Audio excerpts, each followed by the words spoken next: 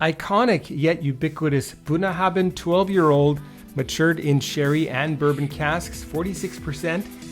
Is this still something that pretty much every whiskey lover needs on their shelf? Let's get into it on Whisky Whistle.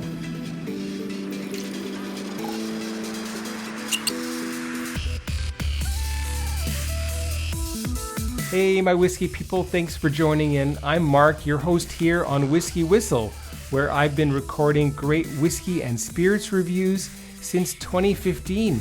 It's been beyond 10 years. Fantastic. Anyway, I'm really glad you're here. Today I've got a special review for you, and that is Bunnahabhain 12-year-old, 46% ABV. In fact, 46.3%, I almost forgot. It's also unchill-filtered and natural in color. And you can find that information right here on the front of the tin and also on the front of the bottle. It looks like they're listening, so that's great. We'll get it poured. Now, right off the hop, I want to tell you that although this says that it is sherry and bourbon cask matured, the game is really being played by the sherry casks. So keep that in mind. If you're a bourbon cask lover, this might not be right up your alley. But if you are a sherry cask lover, then you're going to love this one, I do believe. Let me get rid of this tin, and I'll put the bottle right there. Make sure that's in good view. So wonderful. An Islay single malt whiskey. They make both peated and unpeated. This is basically unpeated, although probably it's not fully unpeated, but rather just very, very lightly under the radar style of peat. Let's have a look at the color. Not much different than the Kiwon whiskey from Korea that I just reviewed in the last review, hint, hint. But a very nice color. It is clear as crystal and again, basically copper colored. So that's quite nice. The bottle, it's all black. So you never know when it's done until you actually finish the bottle. Price-wise, I paid here in Korea, I'll just pull out my receipt. One of the reasons I keep receipts. I paid, how much did I pay? There we go. 89,000 won. Let me just point that out right here at the bottom. Okay, 89,000 won. That's about, what is it, maybe $90 Canadian. And about $65, $67 US. So quite good when you consider the fact that it's 2025 and shit is getting expensive, isn't it? That was definitely on sale. I think I got about a $20 discount roughly. Some very good sale prices on major brands here in Korea. Would you call that a major brand? Well, as I say, it's available everywhere. And it is certainly a whiskey that every whiskey nut has tried. And if you haven't, then you really should. Anyway. So let's check out the nose together. 12 years in bourbon and sherry casks. And I want to read this here. Our 12-year-old is matured in sherry and bourbon casks for tranquil, blah, blah, blah. No, I'm not reading the tasting notes. But subtle hints of smoke. So there is your clue that we do have some peat here. So is it 5 ppm? It's definitely not 10, but something like that, I would say. Okay, the nose. Let's get into it. Pour your dram and follow along. Make sure you put something in the comments, your tasting notes, your thoughts of Bunnahabhain 12-year-old. Okay, that would be great, but let's get going here. rich sherry notes, dried fruits, some cocoa,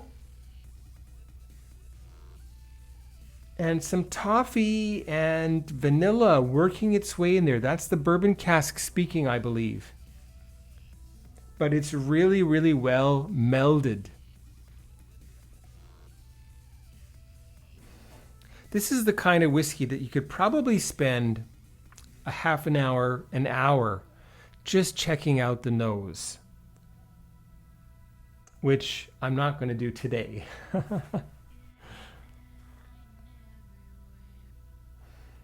And you may want to roll your glass around a little bit just to induce some extra evaporation.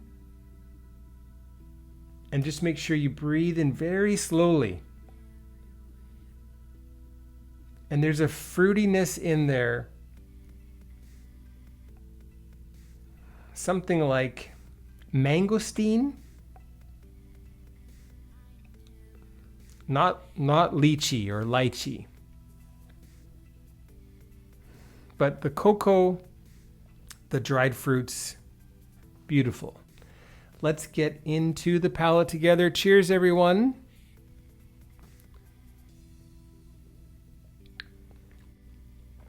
Big sherry blast on the palate. Very, very sumptuous and not overly alcoholic. And there's the difference. In fact, I've got that glass right here. The difference between a relatively young whiskey that's no more than 3 years old, and it's probably less than that, and then a 12-year-old whiskey, which may actually be even more, even older in age for some of the casks. When I go back and forth, this is something that you should also be doing. Sweet, fruity. And when I do this, I get some leather. So that's cool. That's one of my favorite notes in a whiskey is leather. Brings back memories of playing baseball. And I've talked about this so many times. Baseball, the old baseball gloves. I don't think they're leather anymore, are they?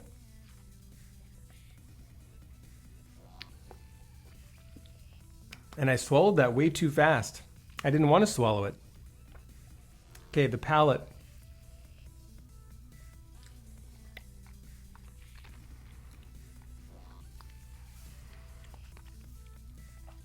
Sweet cocoa, dried fruits, dark dried fruits, buttery toffee in there. One more taste, neat.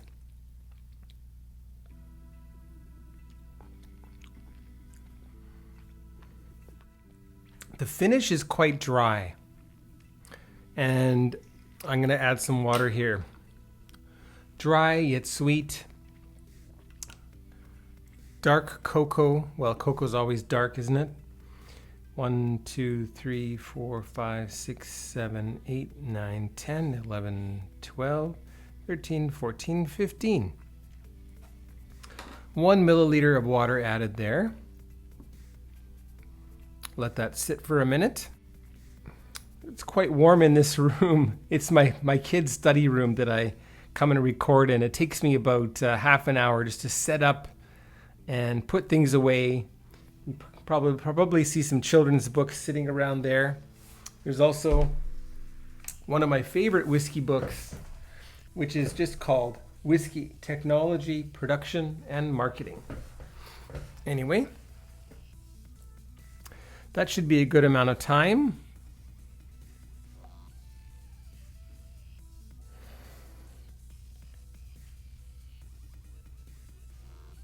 Some very tropical dark fruits. I've only had tamarind like once in my life. And it reminds me of that a little bit. Very, very Uh, Rich doesn't describe it. A little bit tart, a little bit sweet.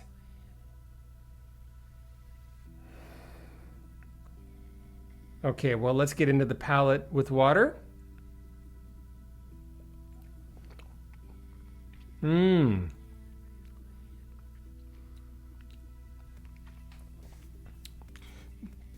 This is where it's at.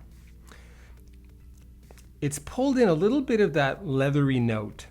I should say revealed, that's a better word. Still, again, this is all very, very predominantly sherry, matured in sherry style.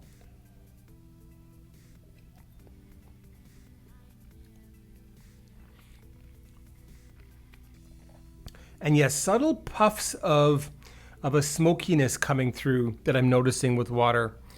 And I'm going to add a little bit more. 1, 2, 3, 4, 5, 6, 7, 8, 9, 10, 12, maybe 12. Anyway, just about 2 milliliters. And even with 2 milliliters of water added, we're still well over 40%.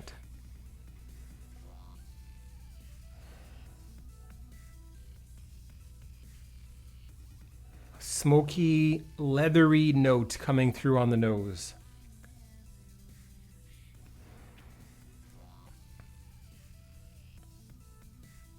I remember my first time trying Bunnahabhain, and my first thought was, what's with that name?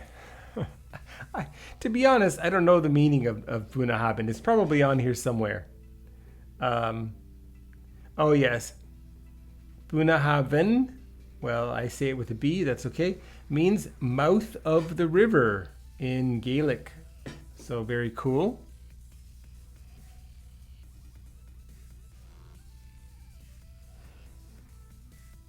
I do enjoy some of their peaty whiskeys, and I think they're often overlooked in, whiskey circles. For example, you've got Bruichladdich and their peated Port Charlotte, which again is often overlooked either for its beefier, peatier sister called, Octomore, or the Lefroigs and the Ardbegs and so on and so forth. But the peated whiskey is very nice from Bunnahabhain. And I'm just getting a little wafts of that peat coming through, so that's quite nice. But onto the palate with water, the double water. Rich toffee, cocoa, wafts of smoke coming in there, dark raisins, some dried prune, dried plum, prunes.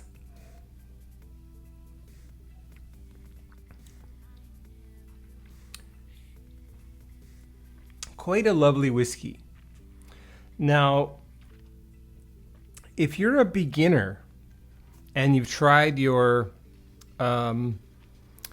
Glenfiddich, Glenlivet, and your Macallan, and maybe Glenmorangie, and maybe Singleton, depending on where you live. And if you've tried Talisker and you enjoy that, and if you enjoy whiskey that's not necessarily, smooth like butter, you got that, then I think you're going to like this. But if you are thinking of a Macallan alternative and you grab this one, I think that you might be disappointed because of the higher ABV, because of the fact that there's a lot more going on and more smoke and so on. But if you're open-minded and if you've got a very promiscuous palate, then I think this is definitely a whiskey that you're going to want to get.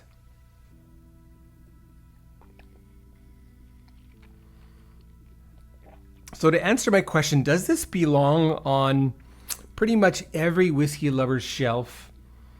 If you've got 20 or 40 bottles on hand, or 50, or if you're really getting into things and you've got 100 bottles on hand, then this bottle would probably last you a couple or 3 or 4 years. And I think definitely a bottle every 2 years, I think it's definitely something that you might want to get. I love that cocoa-esque flavor that's coming through. And the finish with water, by the way, so much sweeter and so much fruitier. And it really carries quite a long time, so that's really great. But let's get on to the Whisky Whistle Whiskey Scorer for Bunnahabhain 12-year-old. What is that going to be, folks? It's going to be 85 out of 100. You heard it, 85 out of 100 is the Whisky Whistle Whiskey Score for Bunnahabhain 12 years old. And lovely whiskey, well worth it. And if you do enjoy that, then you'll probably want to explore their whole range, which I think is a good idea. I think they have a cask strength version of this. And if I can nab one of those, then that will definitely be on my list for 2026. So,